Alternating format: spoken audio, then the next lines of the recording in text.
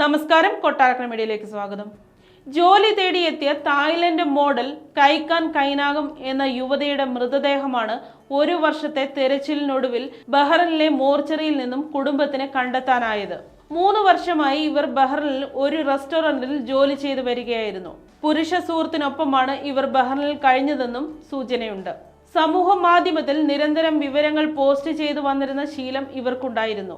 2023 April മുതൽ ഇത് നിലച്ചതോടെയാണ് കുടുംബം അന്വേഷണം വേണമെന്ന ആവശ്യവുമായി തായ് എംബസിയുടെ സഹായം തേടിയത്.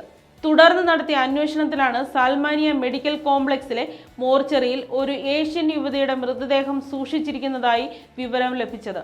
കുടുംബം കൈക്കാന്റെ മൃതദേഹം തിരിച്ചറിയുകയും മരണത്തിൽ ദുരൂഹതയുണ്ടെന്ന് സംശയിക്കുന്നതായും അറിയിച്ചു.